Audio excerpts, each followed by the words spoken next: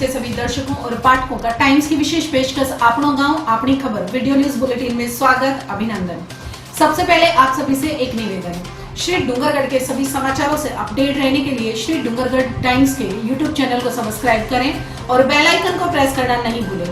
आइए देखते हैं 12 जुलाई 2020 को हमारे क्षेत्र की खास खबरें। श्री डूंगरगढ़ में शनिवार को कोरोना के 10 पॉजिटिव और मिले, आंकड़ा पहुंचा 30 पर। अब सावधानी ही सुरक्षा है। नए संक्रमितों के क्षेत्र में लगाया गया कर्फ्यू, संक्रमितों को पहुंचाया गया कोविड सेंटर। मृत्यु भोज बंद के कानून के बाद श्री डूंगरगढ़ क्षेत्र में हुई आज पहली कार्रवाई। डूंगरगढ़ उपखंड क्षेत्र में टिड्डियों का प्रजनन काल प्रारंभ, किसान सचेत होकर खात्मे के लिए विभाग के साथ मिलकर करे प्रयास। संकाय के बायो विषय के स्टेट मेरिट भी श्री डूंगरगढ़ में, अमित कुमार शर्मा का किया गया अभिनंदन।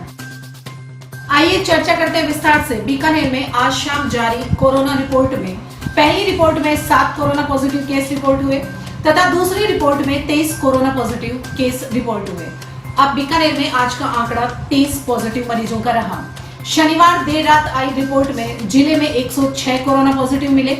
रिपोर्ट में 10 पॉजिटिव श्री डूंगरगढ़ में नए केस सामने आए। बता दें शुक्रवार को श्री डूंगरगढ़ से 151 सैंपल लिए गए। सभी जांचों की रिपोर्ट शनिवार रात आ गई। 10 पॉजिटिव आए, जिससे प्रशासन में हड़कंप मच गया और शहर सख्ते में आ गया। श्री डूंगरगढ़ में हालात चिंताजनक बन गए हैं, क्योंकि नए आए कोरोना संक्रमितों में एक 4 साल, एक 5 साल, एक 7 साल और एक 10 साल के 4 बच्चे भी शामिल हैं। इनके अलावा 2 महिलाएं एवं 4 पुरुष संक्रमित हुए हैं। 10 कोरोना संक्रमितों के साथ ही बड़ी संख्या में रीसैंपल के लिए भी कहा गया है। शनिवार को आए कोरोना संक्रमितों में सभी पहले के आए संक्रमितों के निकट संपर्क में रहने वाले लोग ही शामिल हैं। शनिवार कस्बे के वार्ड 13 में 7 जने, वार्ड 15 में व 13 में एक जना संक्रमित आया। श्री डूंगरगढ़ से कोरोना का संक्रमण गांव डेलवा में भी पहुंच गया। गांव डेलवा में भी एक व्यक्ति संक्रमित आया। बाद डॉक्टर श्री मोहन जोशी के नेतृत्व में चिकित्सा विभाग की टीम ने रात में ही सभी पॉजिटिव मरीजों को कोविड सेंटर पहुंचा दिया। कोरोना ने कस्बे में सर्वाधिक स्वर्णकार समाज को पीड़ित किया है तथा शनिवार को आए 10 पॉजिटिव में भी 8 जने स्वर्णकार समाज के हैं। गांव डेलवा में भी एक संक्रमित स्वर्णकार समाज से है। डेलवा के संक्रमित को भी श्री डूंगरगढ़ स्थित कोविड सेंटर लाया गया। डॉक्टर श्री मोहन जोशी ने कहा कि क्षेत्रवासी कोरोना से घबराए नहीं और सावधानी से ही कोरोना से सुरक्षा है। नागरिक संभव हो जहां तक अपने घरों में रहे और जरूरी काम से बाहर आए तो मास्क लगाएं और अपने चेहरे को हाथ धोए बिना नहीं छुए। जोशी ने कहा कि 60 वर्ष से ऊपर बुजुर्ग और बच्चे घरों से बाहर नहीं निकले। 10 नए कोरोना संक्रमित केस आने के बाद रविवार सुबह उपखंड अधिकारी राकेश कुमार न्योल ने नए क्षेत्र में भी निषेधाज्ञा के आदेश दिए। न्योल ने कर्फ्यू ग्रस्त इलाके में आवश्यक सेवाओं को छोड़कर जीरो मोबिलिटी क्षेत्र घोषित कर दिए। अब कस्बे में कर्फ्यू का दायरा बढ़ गया और शहर के वार्ड 15 में कर्फ्यू लगा दिया गया है। ज्ञात रहे कस्बे के 30 वार्ड में से 7 वार्ड में कर्फ्यू क्षेत्र में आ गए हैं। वार्ड 13, वार्ड 12, 26, 5, 23, 25 में पहले से ही कर्फ्यू है तथा आज 15 में भी कर्फ्यू की घोषणा कर दी गई। कर्फ्यू क्षेत्र की घोषणा गोपालराम पुत्र किसनाराम मेघवाल की दुकान से पूर्व में घनश्याम पुत्र सत्यनारायण के घर तक, घनश्याम के घर से उत्तर में राधा किशन पुत्र कानाराम रेगर के अन्नपूर्णा भंडार दुकान तक तथा यहां से पश्चिम में कन्हैयालाल पुत्र गोविंद राम बिहाणे के मकान तक, यहां से दक्षिण में गोपालराम पुत्र किसनाराम मेघवाल की दुकान तक लगाया गया है।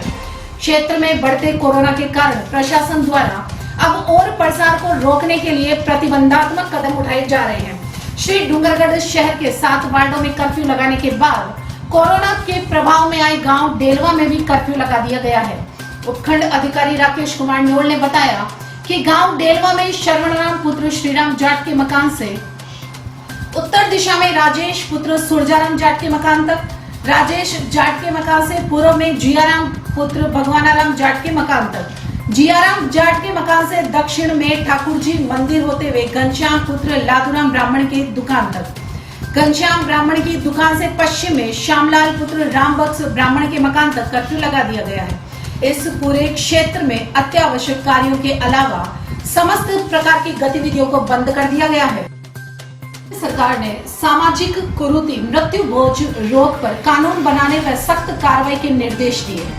श्री डूंगरगढ़ क्षेत्र में इस सामाजिक कुरीति को रोकने के लिए प्रशासन ने पहली कार्रवाई को अंजाम दिया। शनिवार रात्रि को उपखंड स्तरीय प्रशासन गांव जेतासर पहुंचे और गांव में देदाराम खिलेरी के घर पर दबिश दी। उपखंड अधिकारी राकेश कुमार न्योल ने बताया कि गांव जेतासर में देदाराम पुत्र नानकराम खिलेरी की मां सुगना देवी का स्वर्गवास दिनांक 23 जून को हो गया था एवं उनकी 12वीं पर 11 जुलाई को मृत्यु भोज का निर्णय किया गया, लेकिन प्रशासन से सचेत होते हुए 2 दिन पूर्व ही पटवारी के माध्यम से मृत्यु भोज नहीं करने के लिए पाबंद कर दिया गया था।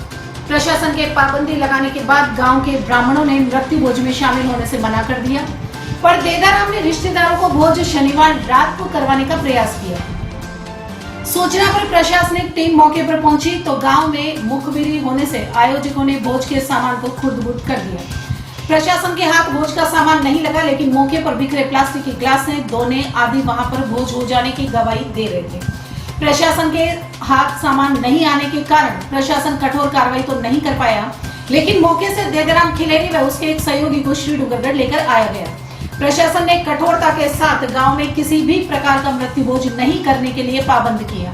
शनिवार रात्रि 10:30 बजे की गई कार्रवाई में उपखंड अधिकारी राकेश कुमार न्योल, तहसीलदार मनीराम खिंचड़, पटवारी सुनीता चौधरी, एएसआई पप्पू सिंह मीणा व पुलिस बल शामिल रहा।